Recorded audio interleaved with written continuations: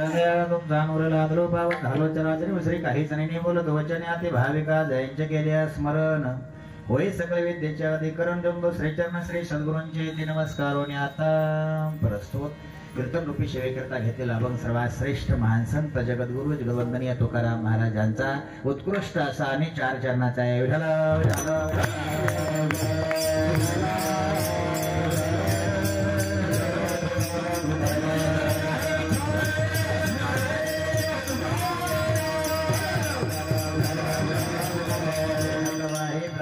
धेण्याचा मी काशीन भारवा हो सर्व माझा काळ तुझे चिंतने काया वाचा मने इच्छितसे.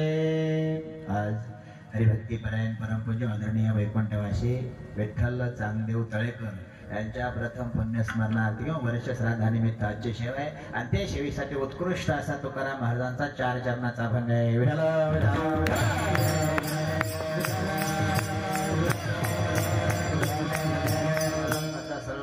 तुकाराम महाराजांचं म्हणणं आहे, देवा काही असू दे उभं जीवन एके दिवशी नष्ट होणार आहे, एके दिवशी नाश पावणार आहे. आमची अशी इच्छा आयुष्यभर नफ्यात राहण्यासाठी भगवंत या नावाची अत्यंत गरज आहे. भगवंताच्या नावाशिवाय काही न वाचन आणि मनाने माझी इच्छा आयुष्यभर भगवंताचं भजन घडावं. संसार म्हणल्यावर अडचण येत असते, मी आणि माझं म्हणल्यावर दुःख भोगावंच लागत असतं. माझ्याची इच्छा आहे देह एके दिवशी नष्ट होणार आहे आणि हे प्रारब्धावर अवलंबून आहे असा 4 चरणाचा भावार्थ आहे.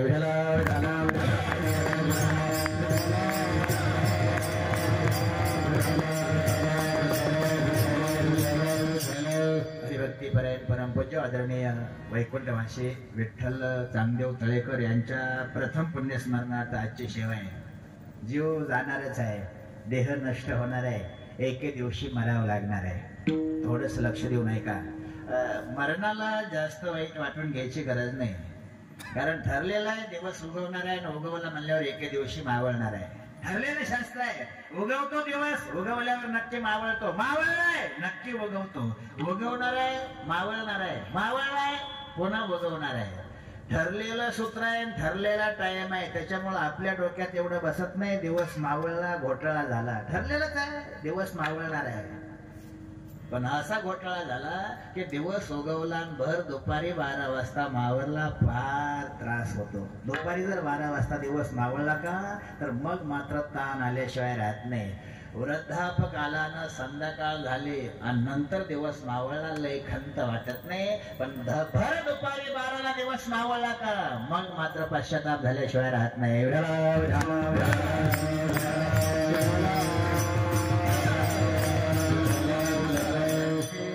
लेवल नाही, पण भर दुपारीच दिवस मावळला, कारण हे आपल्या हातात नाही. आले देवाच्या मना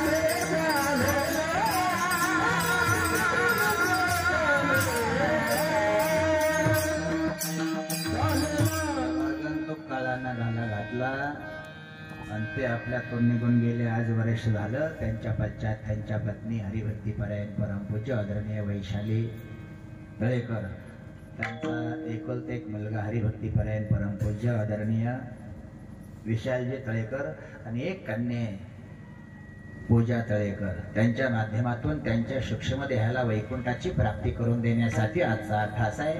आणि त्या 88ला गावकरी सगळे भजनी मंडळ, गायनाचार्य हरिभक्तीपरायण परमपूज्य आदरणीय हजारी महाराज, मृदंगाचार्य कृष्णाजी महाराज, सर्व श्रोते मंडळी त्यांच्या सूक्ष्म देहाला वैकुंठाची प्राप्ती व्हावी म्हणून थोडासा अभ्यास आहे. त्या निमित्तानं तुकाराम महाराजांचा 4 चरणाचा अभंग आहे. अभंगाचा सरळ अर्थ मी तुम्हाला सांगितला की जो आपल्या हातात जे नाही का त्याची खंत करायची नाही असं तुकोबारायाचं म्हणणं आहे. जे आपल्या स्वाधीन नाही, ज्यात आपल्याला बदल करता येत नाही, वाटतं बदल झाला पाहिजे पण तरीही बदल करता येत नाही, त्या अर्थी मान्य केलं पाहिजे. ह्याच्यावर कुणाच त्या दुसऱ्या ताबा आहे, आणि ज्या अर्थी दुसरा ताबा आहे त्या अर्थी आपण काळजी करायची गरज नाही. एके दिवशी देह जाणार आहे असं म्हणणं आहे की नफ्यात राहणं फक्त गरजेचं आहे, आणि त्यासाठी भगवंत या नावाची अत्यंत गरज आहे. असा 4 चरणाचा भावार्थ आहे.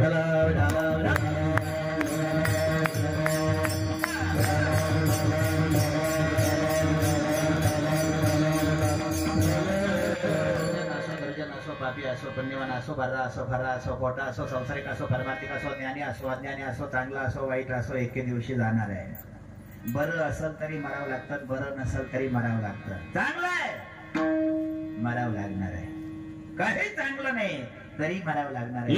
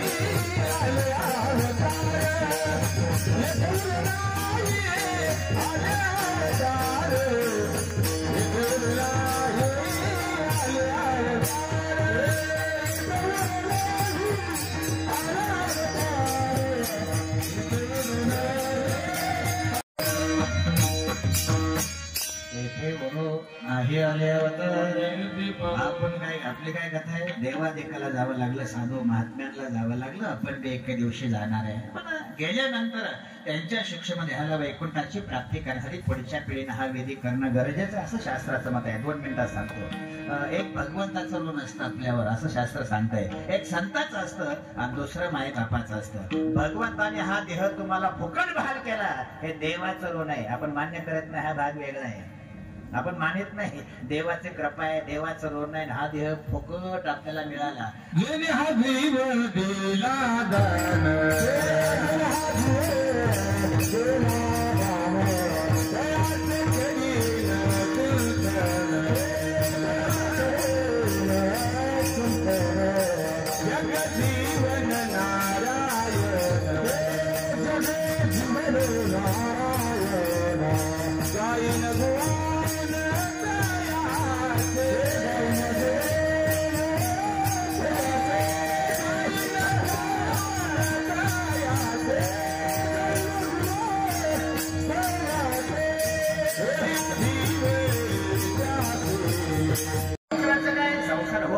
संतांचं म्हण आहे, काळजी करायची नाही संसाराची. का जसं जसं ठरलंय का तसं तसं होत असतं.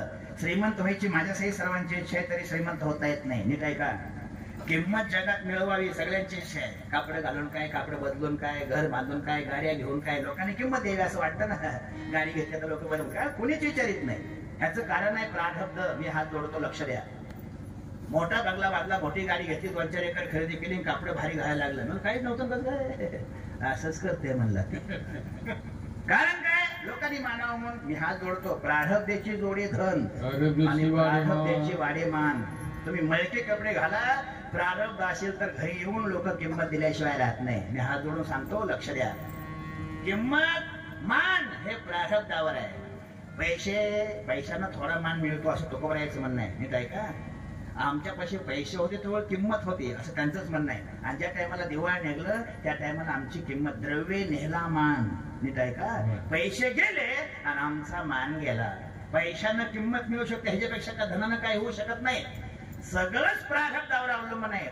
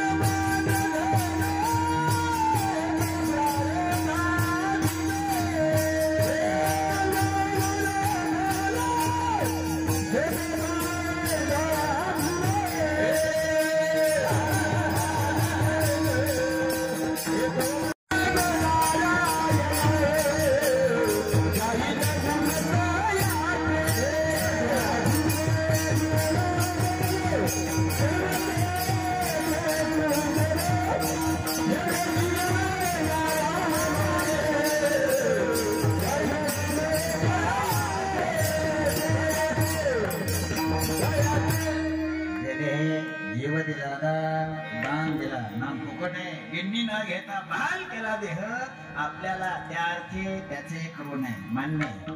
दुसरं संताचं आहे. काय संताचं ऋण आहे? त्याच उघड उघड म्हणणं आहे. मार्ग दावणे गेले अधि किंवा उघड उपकार म्हणतात तो खबर आहे. काय सांगतात? संतांचे उपकार मज निरंतर जागविते. त्यांच्या मार्गे वर्तन केलं की संतांच्या ऋणातून उतराय होतं. तिसरं आहे मायबापाचं ऋण आहे. मायबापाचं काय ऋण आहे? त्यांनी आपल्याला जन्माला घातलं, हे मायबापाचं ऋण आहे. फेडायचं कसं 2 मिनिटात सांगतो. भगवंताच्या देहानं भगवंताचं भजन केलं की त्याच्या ऋणातून उतराय होता येतं. संतांनी मार्ग दाखवून गेला, त्या मार्गानं आपोआप आपण जीवन जगलो की त्यांच्या ऋणातून उतराय होता येतं. आणि मायबापाच्या ऋणातून उतराय होण्यासाठी पहिल्या दिवशी एक विधी असतात. पहिल्या दिवशी माणूस मेला का 3ऱ्या दिवशी एक विधी असतो, 10व्या दिवशी एक विधी असतो, 13व्या दिवशी एक विधी असतो, आणि महिन्याला एक मासिक श्राद्ध असते. कुणीकडे 11ला, कुठं 12ला आणि कुठं 13व्या मासिक श्राद्धाला आपापल्या रूढीनुसार वर्ष श्राद्ध म्हणतात. ही विधी व्यवस्थित पार पाडला का मायबापाच्या ऋणातून उतराई झाल्याशिवाय राहत नाही. काय काय करायचं असतं त्यालाही मोठं शास्त्र आहे. आजच्या तिथीला जर खचून तुम्ही जेवढं दान कराल का तेवढं सगळं पुण्य त्यांच्या नावावर पडतं, त्यांना वैकुंठाची प्राप्ती होते, असं संतांचं म्हणणं आहे. काय काय दान करा? बरंच सांगितलं शास्त्रांना. जमीन वगैरे दान करा असं शास्त्र म्हणतंय. 5 एकर करायची जास्त नाही. सोनं दान करा 1.25 किलोच्या पटीत. संत सांगतात तोळ्यानं ग्रॅमनं सोनं दान नाही, किलोच्या पटीत. कारण त्यांच्या टायमात भरगतचं असलं, नीट ऐका बरं का, जी गोष्ट ज्या वेळेस भरपूर असते का त्याची गणना जास्त असते, मोठ्या प्रमाणात. ऊस कसा किलो आहे? ऊस छटाकावर आहे ना, ऊस किलोवर टनावर आहे का? मुबलक आहे. हात जोडतो बरं का, लक्ष द्या. जी गोष्ट मुबलक असते का ते जास्त पटीत असते. त्यांच्या काळात मुबलक होती. आता हे जास्त गेलो नाना लोकांनी, संत गरीब वगैरे, संत गरीब आहे, संताला खायला अन्न नाही, पण त्यांनी साऱ्यांचा तिरस्कार केल्यामुळे गरीब झाले. त्यांना मिळलं नाही असं समजू नका. ते इतके श्रीमंत, जगाच्या पाठीवर 1 नंबर श्रीमंत कोण असतील त्याचं नाव संत आहे.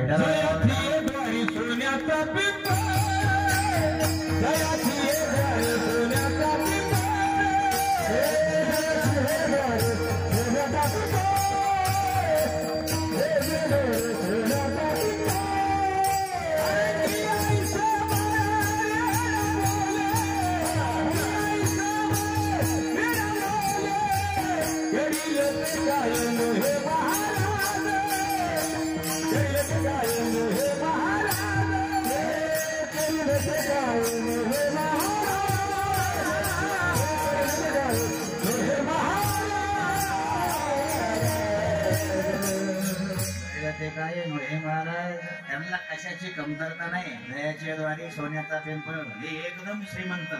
जेवढे संत होऊन गेले का 1 नंबरचे श्रीमंत. मग पैसे नव्हते ना, तिरस्कार केल्यामुळे नव्हते. नीट ऐका बरं का. एकाच मिनिटात सांगतो. नामदेव महाराजांची परिस्थिती नाजूक होती असं सर्वांनी सांगितलं, आणि खरीच नाजूक होती. खायचीच पाहिजे होते. त्यांची पत्नी राजाबाई शेजारणीकडे शेर घेऊन गेल्या. काकू काय पाहिजे? 8वा पीठ वापड नाही तर वेळेत कोणी उभं राहू दिलं. त्या काळापासूनचा रिवाज आहे. नाना ज्याला खरी गरज आहे का त्याला कोणी देत नाही, आणि ज्याला गरज नाही का त्याला खचून दिल्याशिवाय राहत नाही. आज मी तेच लेवल आहे. ही गल्ली वळून त्या गल्लीत गेल्या, पण असं पोर्च मध्ये एक आत्या उभा होत्या. राजाबाईने हात धरला. आत्या नाही पाहिजे का? एक 8वा पीठ इकडे. जवळ बोलवल्यावरती पोरच्या बघितलं अख्खा चमचम चमकत होता सोन्यानं. नामदेव माझ्या पत्नी विचारलं, आते हे काय गोळा आहे? म्हणजे आते अख्खे आतला हॉल सोन्याचा. ती इतकं सोनं अजून आते अख्खे देवघर देवासहित सोन्याचे. तोंडात बोट घातलं, हे अजून आते उतरंडी अख्ख्या सोन्याच्या. आत्या काय हे कुठं आणलं? आम्हाला एक वस्तू भेटली. काय वस्तू आहे? लोकांना लावलेली सोनं होतं. आम्ही 8-15 दिवसात हे सगळं करून घेतलं. शेअर टाकून दिला राजाबाईने आणि विनंती केली, आत्या काय पीठ नका वाढू. मग ती वस्तू दुपार पत्र द्या. आता पिठाची गरज नाही, घोटाळा होईल. नाही लगेच जाऊन देते. कोणाला म्हणशील कळून देत नाही. आलेच देव वाटेल का वस्तू ती? पण तिनं मन मोठं केलं. घेऊन जा पण लवकर आणून दे. मोठीत घेतली नाना वस्तू, पत्राची 8 गुंडाळी अशी, आणि पायऱ्या उतरून निघाल्यावर इतका आनंद झाला की आता माझी लेकरं मरेपर्यंत उपवाशी राहणार नाही. एवढी आनंद घरात कशाला लावल्यावर काय होतंच विसरली. घरी आली डेरा फॉलला एकच होता. डेरा फॉलला डेऱ्याला बाहेरनं घासायला पिवळं होईना, आतनं घासून बघितलं तरी पिवळं होईना. टाकून दिली ती वस्तू आणि डोळ्याला पाणी आणलं राजाबाईनं. राजाबाईने विनंती केली, गरीबाची परीक्षा कधी घेऊ नये, द्यायचं असेल का चांगलं द्यावं, जर लोकांना मदत करायची असेल का चांगली करायची, उपयोगी यावं. मी बरंच घासलं पण काही झालं नाही.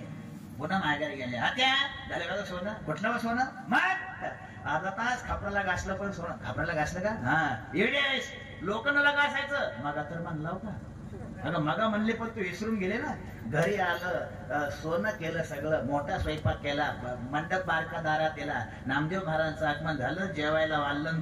ताटातले पदार्थ बघितला. नामदेव महाराजांनी विचारलं कुठं आणले, काय घोटाळा आहे? म्हणजे उधार नाही, मग उष्णवी नाही, मग कर्ज काढून तर नाहीच, मग हप्त्यावर बी नाही, मग आणलं कुठं? कोणाला म्हणचाल? नामदेव म्हणले आपण कोणाला म्हणत नाही. हे अशा आत्यानं अशी वस्तू दिली आणि लोकांना विसरून बघू वस्तू कुठं आहे. नामदेव महाराज घेतली चंद्रभागेत फेकून दिली. लक्ष देऊ नाही का? तिथं वंचार होती बघायला. आगंतुक घर कसं मोहरं आलं. गेल्या आठवड्यात ह्यांची लेकरू उपाशी होती. मंडप पण हिंद दिला, स्वयंपाकाचा सुगंध सुटलाय. काय घोटाळा झाला? मग 2-4 शेजारणी आल्या आणि वस्तू नामदेव महाराजांनी टाकून दिल्यावर ती जी वस्तू होती ना तेल जाऊन काढलं. आत्या काय घोटाळा झाला? काय झालं? झालं म्हणजे तुमची वस्तू नामदेवाने चंद्रभागेत फेकली. आता किती ताण आला तिला, पळत आली आणि नामदेव महाराज दम दिला. नामदेवा काय माझी वस्तू कुठे आहे? काय करायचं आपल्या वस्तूला? वस्तू पाहिजे. नामदेव महाराजांनी हाताला धरून नेलं. हात जोडतो, लक्ष द्या. चंद्रभागेत नेलं आणि वंजळ भरून वाहलू घेतली नामदेव महाराजांनी हातात आणि त्या काकू समोर धरली. घे तुझी कोणची वस्तू आहे? जेवढे जेवढे वाहलूचे कण हातात होते का तेवढे अख्खे परीस होते. कळतंय नाही? सोपं आहे. ज्यांच्या स्पर्शानं सगळ्याच परीस होत, इतके श्रीमंत होते, त्याचं नाव संत आहे.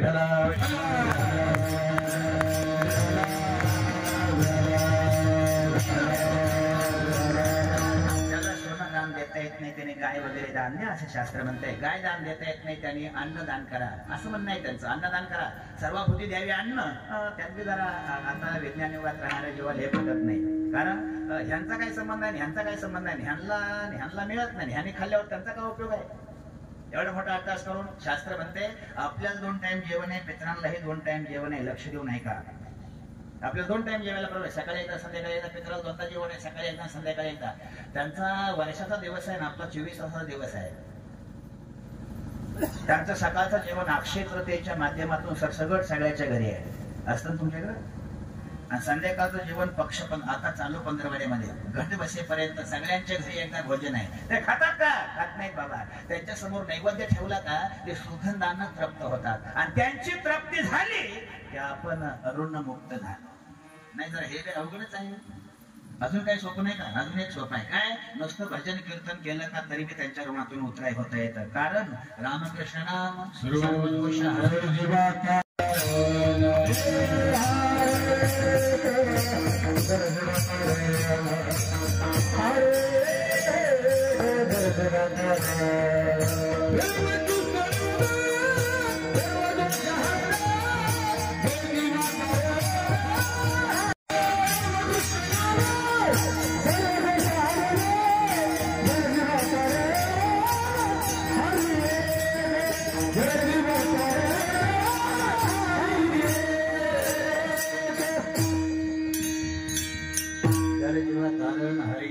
हरीचं नाम घेतलं का सर्व दोषातून मुक्त होता येतं. मनाची कीर्तन शिवाय अभंग 4 चरणाचा आहे. जीवन जसं असेल तसंच जगावं लागतं असं शास्त्राचं मत आहे. लक्ष देऊ नाही का? आता आदला बदल करायची ताकद नाही आपली, तुम्ही करू शकत नाही. धडपड वेगळे आहे, पण त्या धडपडीच्या माध्यमातून तुम्हाला जिथं जायचं का तिथं जाता येत नाही. ज्या अर्थी त्या अर्थी आपलं चालत नाही. लक्ष देऊ नाही का? आयुष्य वर्षावर नाही असं संतांचं म्हणणं आहे. बऱ्याच लोकांना गैरसमज 103 वर्ष जगलं. भारतात आमचा आजोबा 107 वर्ष जगले. वर्षावर नसतं आयुष्य श्वासोश्वासावर असतं. आपण जन्माला आलो का सगळी 5व्या दिवशी येते आपल्या कपावर श्वासोश्वास शिका आणते. 2 कोट 3 कोट 5 कोट 25 कोट 100 कोट तुमचे जेवढे श्वास आहेत का 5व्या दिवशी कपाळावर फिट झालेत. 1 सेकंद 1 श्वास पुढे घेता येत नाही आणि 1 श्वास ठेवून मरता येत नाही. शास्त्रानं श्वास बांधून दिले. 21,600 श्वास घ्यायला परवानगी आहे माणसाला एका दिवसाला. म्हणजे 24 तासाला 1600, एका तासाला 900 आणि एका मिनिटाला 15. 15 × 90, 900 गुणिले 24, 21,600. विठाला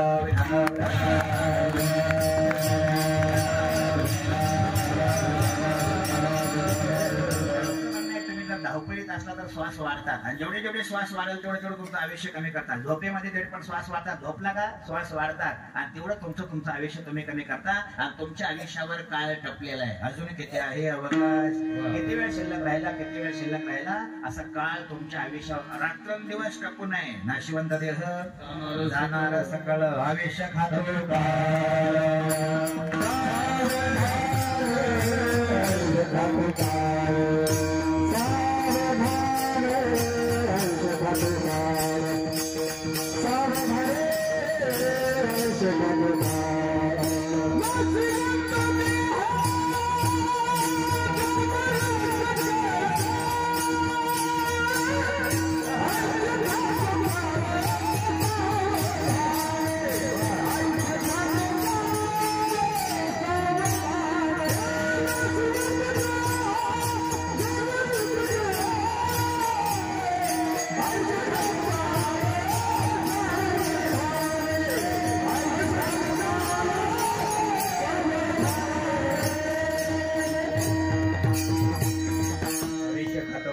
सावधान सावधान. तुमच्या आयुष्याला काळ खात आहे.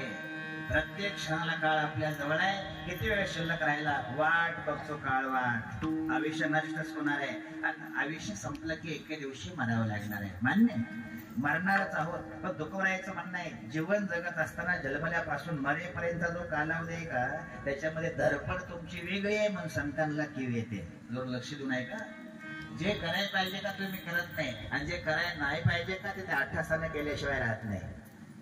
यातून सुटका करून घ्यायचा एकच योग आहे, त्याचं नाव नरदेह आहे. लक्ष देऊ नाही का, पुन्हा जन्मायचं नाही, पुन्हा मरायचं नाही. ह्यातून मुक्त व्हायची ताकद नरदेहात आहे. ह्याच्यापेक्षा वेगळं संत सांगतात देह होता येतं इतकी पावर आता 2025 मध्ये आपल्यात आहे. पण तुम्ही गमावून बसला. का गमावली? याचं कारण आहे स्वार्थ जास्त सुटला. संसाराच्या अधीन गेलो जीव. इतके जीव अधीन गेले. पण आज संसाराच्या अधीन जाऊन तरी केलं काय? माफी मागून सांगतो 2 मिनिटात लक्ष द्या. पूर्वीचा काळ विनाकारण मागच्याला थोडासा फाटा दिला जीवाने. मागचा काळ बरा होता गेल्या 20-25 वर्षातला. पण विनाकारण प्रगतीच्या धर्तीवर अति अट्ठास करून पुढे जायच्या प्रयत्नामध्ये मागचं विसरला आणि काय केलं, दुःख पदरात पाडून घेतलं, असं संतांचं म्हणणं आहे. मी हात जोडतो, लक्ष देऊ नाही का. गेल्या 25 वर्षामध्ये 30 वर्षामध्ये जे आनंद होता का ते आज आनंद नाही. गेल्या 25 वर्षात जे प्रेम होतं का ते आता प्रेम नाही. गेल्या 25 वर्षात जे समाधान होतं का ते आता नाही. गेल्या 25 वर्षात फक्त पैसे नव्हते, आता फक्त पैसे आहे. गेल्या 25 वर्षामध्ये भाजीला तेल कमी होतं, भाजीला शेंगदाणे कमी होते, भाजी कसली तरीच होती. पण गेल्या 25 वर्षात तसलीच भाजी पण कढई भरून होती. आता भाजीला सगळं मुबलक आहे पण मोजून आहे. तुमच्याकडे कसं आहे मला माहित नाही. आमच्याकडे विचारतात संध्याकाळी 6 वाजता किती भूक आहे, ते म्हणलं एका भाकरीची. एकच भाकर तुमच्या नावची आहे. जर काही जास्त काम पडलं ना अर्धी भाकर आगाव घ्यायची इच्छा असेल, तुमच्या घरी असून तुम्हाला आगाव खाता येत नाही, हे आताच दुर्दैव आहे. काय केला बदल? पुन्हा एकदा हात जोडतो. आजार पदरात पाडून घेतले असं संतांचं म्हणणं आहे. मला वेळ नाही, ज्याची त्याने अनहित केली नाही ते कोणाची काय बागेले. आपले आपण पायावर धोंडा मारला. गेल्या 25 वर्षात शेतकरी जर वावरात पेर 2 मिनिटं सांगतो लक्ष द्या. शेतकरी जर वावरात पेरायला गेला का तर घरनं पाणी नेत नव्हता. बरोबर आहे ना. ते टिपण बैल जोडली का बैलगाडीत भरलं का अंगणात गाडी आला पत्नीला हाक मारत बरं का काय पेराय चाललंय. पत्नी बाहेर यायची ना हात जोडाय सावकाश जा. तुम्ही बी त्रास करून घेऊ नका, बाईला बी त्रास देऊ नका. सावकाश जा. भाकरीचं पोराला लावून देते. म्हातारे गेलं ते पण दोन्ही झापाच मोटर आणली. म्हातारीनं भाकरी चालू केल्या. ते अंगणात होती चोल दगडाची मांडलेली. ढणाढणा जळा लावायचा लाकडाचा. म्हातारीनं भाकरी तव्यावर चालू केल्या आणि ते इस्तो बनायचा चुलीतला आणि भाकर अशी चुलीला लावायची. 2 भाकरी कपड्यावर डबे नव्हता कपड्यावर ठेवल्या, सुती कपडा.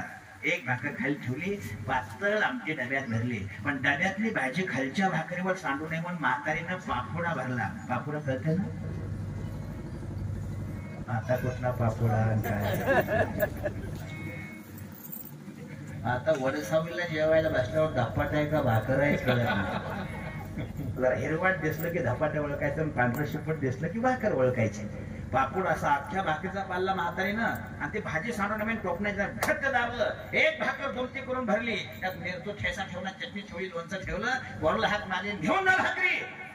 वर्ग भाकरी घेऊन गेलं आणि बापाला हात मारले, दादा भाकरी आणलेत. आंब्याखाली ठेवलं, पोरग शाळेत गेलं. मी हात जोडतो, लक्ष द्या. म्हातारीने ती पण सोडली. ते बेर बघायचं असतं ना, आपण शेतकरी आहोत ना, बेर बघतात बघा. त्या टिपणीच्या ह्याला येच असतं आणि त्याला चिखल लागू नये हेतवर हात घाण होतो. आणि ती पुन्हा बियात बुडवला की ती पांढरी पावडर बियाला लावलेली असते. ती बियाला पांढऱ्या पावडरीनं मनगटापर्यंत हात पांढरा होतो. म्हातारीने धुतला नाही, धोतरला पुसला हात. पाणी कुठलं आणतात धुयाला? नीट ऐका, मी हात जोडून सांगतो. धोतरला पुसला, बैल सोडली, तालीला गावतं, कंबर इतकं होतं. 10 मिनिटात बैल जगली. म्हाताऱ्यानं 2 भाकरी खाल्ल्या. पाणी नव्हतं आणलं पोरांनी. तालीत ताल भरत 4 महिन्याचं पावसाचं पाणी साचलं होतं. बैल तिकडून तालीवरनं पाण्यात आणली आणि म्हातारं गवताई बेटावर बसलं आणि 4 महिन्याचं 4 वंगळी पाणी पिलं. खरंय खोटंय? 4 महिन्याचं पावसाचं पाणी पित होते 25 वर्षापूर्वी, तरी सुद्धा वर्ष गोळी खात नव्हते. नीट ऐका जरा.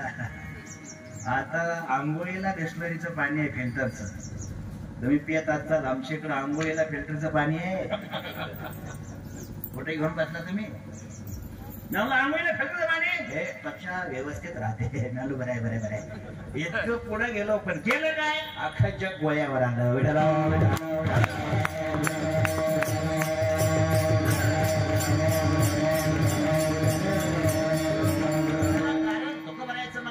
किती आटापेटा करावं, काही पदरात पडत नाही. मग ह्याला पाहिजे काय? ह्याला फक्त पाहिजे आधार. त्याचं नाव पुण्य आहे. मी पुण्य एकदा हात जोडतो, लक्ष द्या. सगळ्याच गोष्टी पैशानं होतात हा तुमचा गैरसमज आहे. तुम्हाला कसं पैशानं सगळं चालतं? अजिबात नाही. संतांचं म्हणणं आहे, थन जिथं महागार घेतं आणि तिथं पुढे येतं, त्याचं नाव पुण्य आहे. नीट ऐका. धनानं हात टेकावं, महागारी घ्यावी आणि मग त्यानं पुढे यावं. मी आहे, घाबरू नको, त्याचं नाव पुण्य आहे. हे असं कळणार. 2 मिनिटात सांगतो. एकुलता एक मुलगा 22 वर्ष वय आहे. मोटरसायकलवर निघाला, पण बापाने सांगितलं, बरं का रे सावकाश, ऐकत नाही मुलगा, हा भाग वेगळा आहे. किती बी दम द्या, तुम्ही पोरला बोलतच नाही. रोड बोलते म्हणलं, नाही बोलल्याला बरं. जुना काळ गेला ना. गेल्या 25 वर्षात असं बापाने नुसतं नजरनं पोराकडे बघितलं का, तर पोरग 8 दिवस वर मान करीत नव्हतं, नुसत्या नजरनं. आता तुम्ही इतके पैसे कमवले तरी मी 10-5 हाका मारून पोरग ओ म्हणत नाही. हे आपलं दुर्दैव आहे. ओ म्हणत नाही. एका हाक तर करून बघा. नुसतं नजर होते गेल्या वेळेस, नजरवर निघालं गाडीवर. रस्ता क्रॉस करतात, 2 मिनिट होती थोडीशी. वाटलं मी पास करीन. इकडून 2 गाड्या आल्या आणि मोटरसायकलचा पापोडा झाला. 25 फुटावर जाऊन मुलगा पडला. लक्ष द्या. 10-5 पोरं गोळा झाली, अँब्युलन्स बोलली, दाखल दवाखान्यामध्ये केलं. माई बापाला फोन केला. आई उशाला बसली, बाप पायथ्याला बसला. डॉक्टरची विनंती केली, साहेब काय असू द्या, एकुलता एक मुलगा आहे, किती पैसे लावू द्या, आम्ही आहे, मुलगा वाचला पाहिजे. पहिल्या क्षणाला डॉक्टर सांगितलं, घाबरू नका, आम्ही आहे. 25 लाख गेले. पुन्हा दोघांनी विनंती केली, साहेब काय मुलगा बोलत नाही, आम्ही आहे. पुन्हा 25 लाख गेले. 4 महिने झाले, मुलगा हलत नव्हता, बोलत नव्हता, काही खात नव्हता. डॉक्टर कंटाळला, नाही बापाला कॅबिन मध्ये बोलवलं. 2 जण गेले, पाय धरला, साहेब मुलात काहीच फरक नाही, अजून 25 लाख जाऊ द्या. नाही, डॉक्टर म्हणला आता काही पर्याय नाही. मग मुलगा घरी घेऊन जा. नाही, आमच्याकडे पैसे आहे, इलाज नाही, खतून पैसे अडकू नको, न्यायचा पर्ग घरी आणलं. मी हात जोडतो, लक्ष द्या. हे तर धनानं महागार घेतली, नाम पैशानं हात टेकले. घरी घेऊन जा. घरी आणलं. 8 दिवस पाठवर टाकलं. 80-90 वर्षाची खेड्यातली माणसं बघायला आली. तोंडावून हात फिरवला, पाठीवून हात फिरवला. 8 दिवसात चतकोर भाकरीवर आलं आणि महिन्यात चांगलं बोलायला लागलं. त्या लोकांना विचारलं, गाडी बघितली, पापोडा झालता, वाचला कसा? तुम्ही काय बोलता? डॉक्टरने सांगितलं होतं वाचत नाही, घरला घेऊन जा. मग वाचण्याचं कारण काहीतरी पुण्य होतं म्हणून वाचलो. नीट ऐका बघा. जिथं धनाने हार मानावी आणि त्यांनी आपल्याला बचाव करावा, त्याचं नाव पुण्य आहे. पुण्य जास्त असेल का, मी पुन्हा एकदा विनंती करतो, पुण्य जास्त असेल का आणि धन कमी असेल का, तरी मरेपर्यंत काही नडत नाही. नीट ऐका. पण धन मुबलक असेल का आणि पुण्य कमी असेल का तर पावला गणेश ठेस लागल्याशिवाय राहत नाही.